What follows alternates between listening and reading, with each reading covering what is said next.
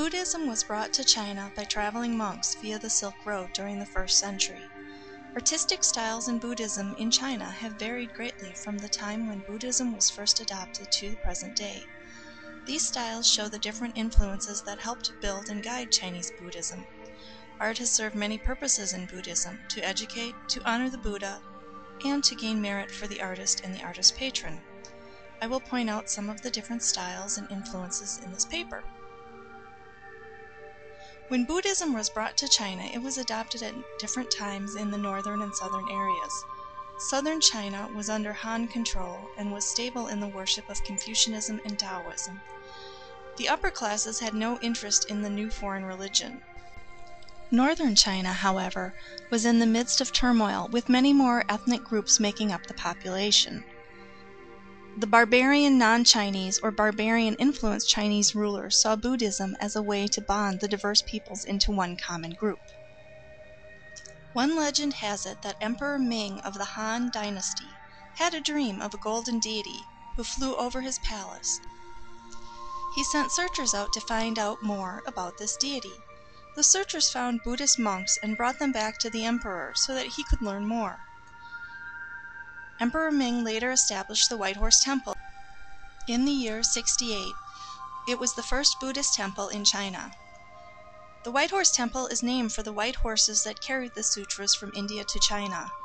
Unfortunately, while there is still a Buddhist temple at the site, the original temple is gone and there are no traces of any art left from this period. By the end of the Han Dynasty in the year 220, the Buddhist sutras had been translated into Chinese. In translating the sutras, adaptations were made to bring Buddhism in line with the Chinese culture by adding elements of Confucianism and Taoism.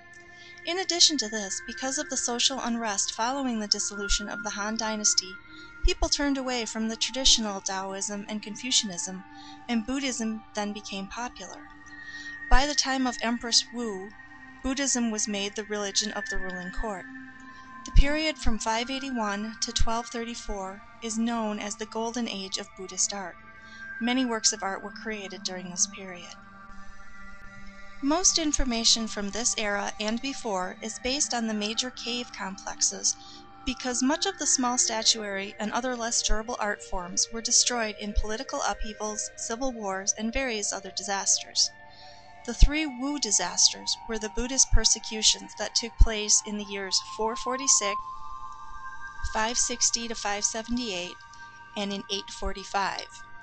One surviving statue, a bronze of Sakyamuni, dated from approximately the year 338, appears to be Gandharan, that is Greek-influenced, except that it has Chinese characters on the base. The Gandharan style typically showed Buddha with a mustache, top knot, toga, flaming shoulders, and seated on the lion throne. The cave temples were an important part of Buddhist life in China. They were brought from India. Buddhist monks were traditionally supposed to live apart from society in the forest, in caves or grottos, spending time in meditation. In India, as the number of monks increased, the caves were enlarged to accommodate everyone. Additionally, travelers stopped to rest and then made contributions to the monastery in the caves for luck and for favor with Buddha. As the monasteries became prosperous, the caves were made larger and decorated more elaborately. As Buddhism came to China, so did the idea of the cave temples. The first cave complex in China was established at Dunhuang in the year 366. Dunhuang is at the eastern end of the Silk Road, the entrance to China. Travelers returning from India commissioned carvings and murals to celebrate their safe return. Dunhuang contains many murals from the 5th and 6th centuries, which depict Jataka illustrations and landscapes. Many of these murals show the Chinese style, which was very linear and two-dimensional. These murals were used by Buddhist monks as aids to meditation and also to educate the Chinese peasants because most peasants were illiterate. In the north, the Yungang cave complex was started in the year 460 by the Wei dynasty. 20 caves were hollowed out of the mountains over a 30-year time span. Cave 20 contains a giant 14-meter-tall seated Buddha with carving details that point to Central Asian Indian influence. The details were wavy hair, the arrangement of the robes to expose the shoulder and part of the chest, and a large nose. The caves have a central pillar and seem based on the stupa, the worship monuments found in India.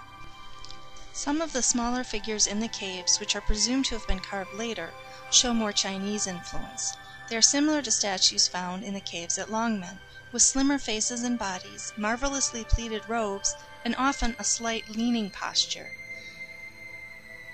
The slimmer faces and bodies are presumably more Chinese-looking, although this is not explicitly stated.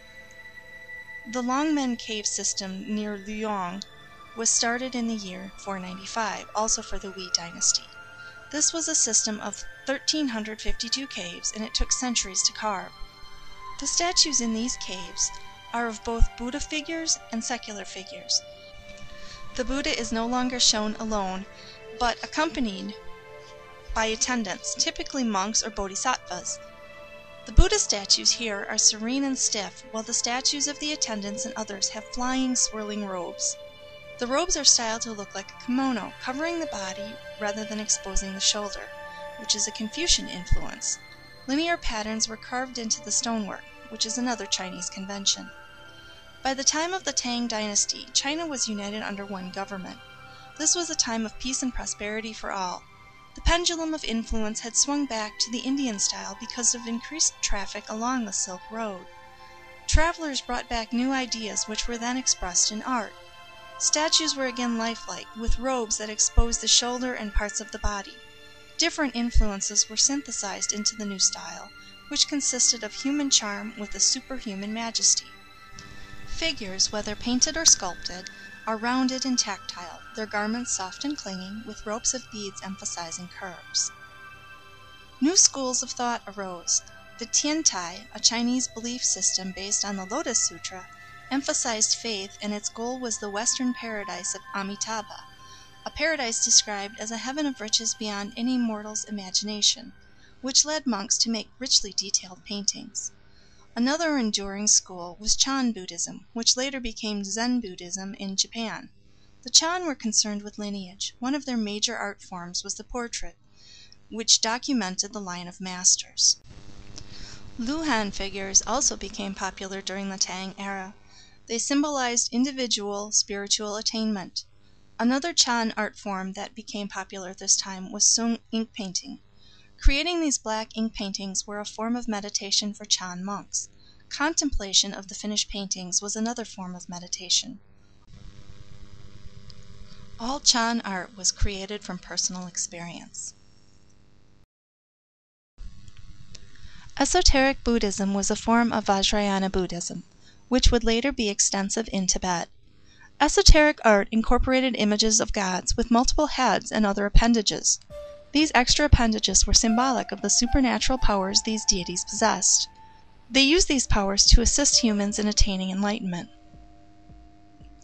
The Chinese Buddhists also influenced other countries by inventing black printing. Making copies of the sutras was thought to bring merit to both the artist and the artist's patron. So when black printing was invented, Buddhists used it to make many copies of the sutras. The oldest surviving printed book dates to the year 868 and is a copy of the Diamond Sutra. This art form moved into the countries of Korea and Japan and influenced the artistic styles of these countries. After the persecution of 845, Buddhist art in China was produced on a much lesser scale. Instead of using precious metals and stone, most carvings were made of wood or wood and stucco. Buddhism in China had become the religion of the peasants. It did not regain the power and prosperity that it once had, and without that prosperity, great art was no longer possible. One Chan tradition that survived the persecutions is the figure of Putai. Putai, also known as the Laughing Buddha, is said to represent Maitreya, the next incarnation of Buddha. He is pictured as a fat, happy Chinese man carrying a cloth bag, which is where his name comes from. The cloth bag, along with his large belly, are said to represent prosperity and happiness. Putai traveled all over, taking sadness from people and bringing them happiness. This figure is still found in many Chinese homes and businesses. The influences of many areas were apparent in Chinese Buddhist art. including early Indian and other influences from the Silk Road to the Chinese styles that appeared as the Chinese assimilated Buddhism into their culture.